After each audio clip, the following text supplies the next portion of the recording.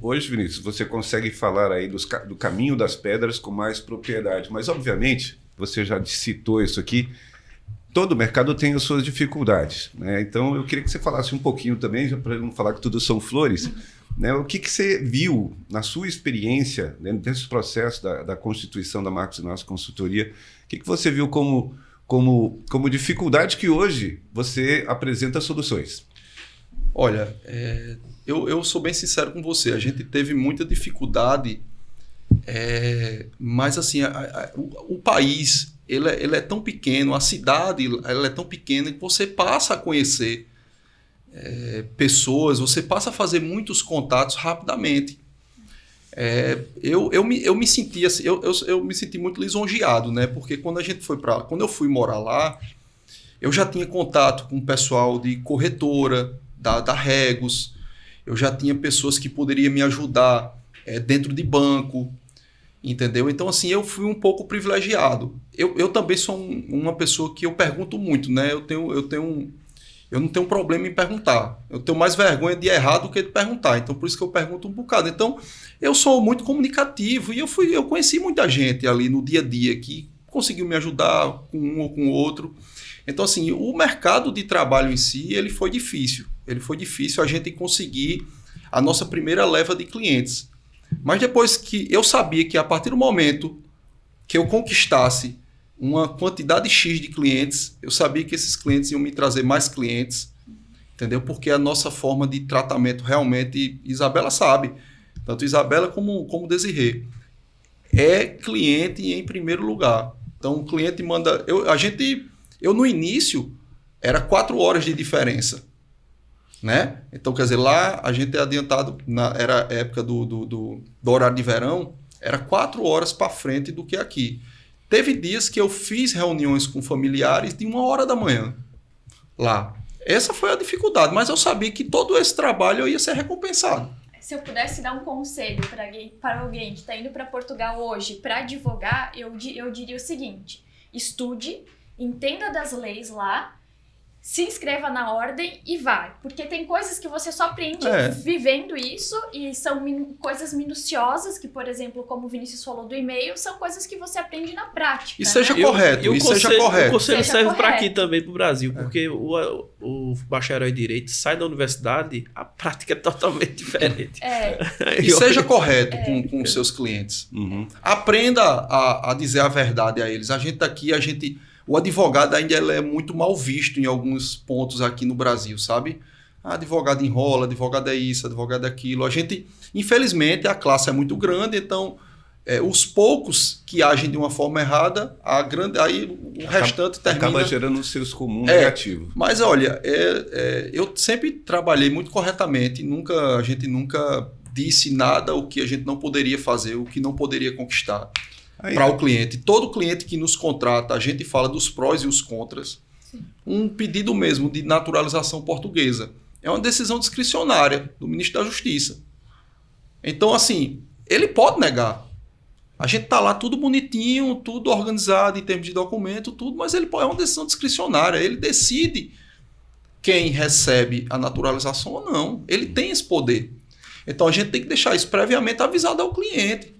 A probabilidade de ser negado é mínima, mas não é melhor avisar? Mas existe, né? Mas existe. 100%. Você como advogado nunca, né? A gente não pode garantir 100%. Não pode. A gente vai demandar todo o nosso esforço para conseguir aquilo. O advogado está sendo contratado para a gente diminuir os riscos existentes naquele negócio.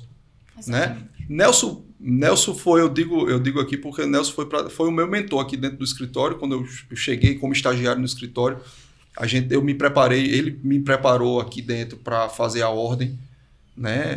O exame da ordem. Eu lembro como se fosse hoje eu querendo colocar, eu vou colocar constitucional, trabalhista, porque dizem que é mais fácil. Nelson disse, não, você vai colocar direito civil.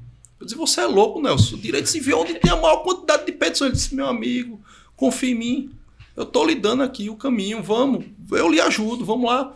Então, assim, Nelson sempre disse, né, desde o início, toda pessoa que procura o advogado, ele tem um problema para ser resolvido. E a gente resolve problema. É a sua dor, exatamente. E a gente resolve problema. Então, a gente tenta resolver o problema do brasileiro que lá está ou que lá queira ir.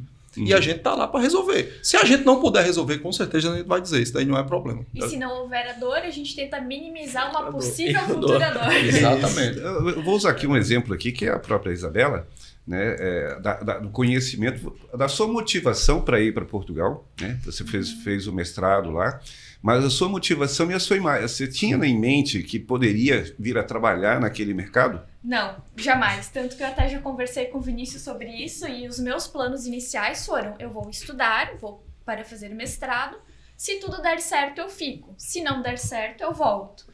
E tanto que até antes de eu entrar no escritório, eu procurei várias vagas de emprego em vários lugares, não só em escritório de advocacia, e eu fiquei 8 meses à procura de emprego, até que o Vinícius me convidou para entrar na Marcos Inácio.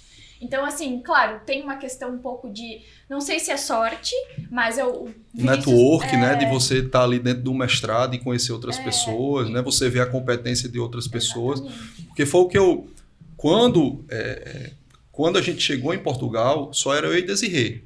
Então, tudo era a gente. A gente era financeiro, a gente era administrativo, a gente ia atrás de cliente, Sendo que quando as coisas começaram a acontecer, e olha que dentro disso aí tem uma pandemia, né? Então, quer dizer, a gente batalhou muito quando as coisas... Os clientes sumiram. Não, quando a coisa ia começar, eu lembro demais, a gente estava com 5 contratos de Golden Visa dos chineses, e esses chineses sumiram após quando começou o Covid, né? Quando começou essa pandemia. Então, a gente foi tudo por água abaixo. Ia ser o nosso start, né? Então, assim, mas depois, na pandemia, fez a gente se reinventar. A gente fez lives com pessoas aqui bastante conhecidas, como Zarinha, né? A gente começou a se comunicar com outros clientes, a ajuda do pessoal daqui do Brasil. E a gente foi crescendo, a um ponto que a gente não conseguia mais dar conta. Eu e Desirê. Foi quando eu disse: Desirê, a gente está precisando de uma outra pessoa. Tem uma pessoa que estuda comigo, que faz mestrado comigo, vamos chamar ela para uma reunião. Se ela estiver interessada, a gente faz uma proposta a ela e vamos ver se ela... Foi quando a gente trouxe Isabela, fez uma reunião com ela e ela aceitou. Mas isso foi um network, ela estava no momento certo, na hora certa. Do mesmo jeito dessa nossa colega, que ela estava na academia dela e no mesmo horário que ela treinava, estava lá o sócio de um dos maiores escritórios de Portugal. E ela chegou para o cara e disse: olha, eu soube que você é sócio do escritório X e eu estou aqui, eu sou advogada, sou escrita, eu queria saber se você poderia me dar uma oportunidade. Ele disse: pô, dou. Ela estava no momento certo, na hora certa. Então é isso que tem que acontecer. E claro, a pessoa tem que ser competente. Não adiantava a gente contratar a Isabela só porque ela tirava nota boa, que era dedicada. Se ela não tivesse suprindo as necessidades, ela não ia ficar. Então, a pessoa tem que também fazer por onde, né? A oportunidade você tem que agarrar e mostrar para ficar. Pessoal, gostou desse corte? Se inscreve no canal, curte, compartilha. Quiser ver o vídeo na íntegra, clica aqui no card.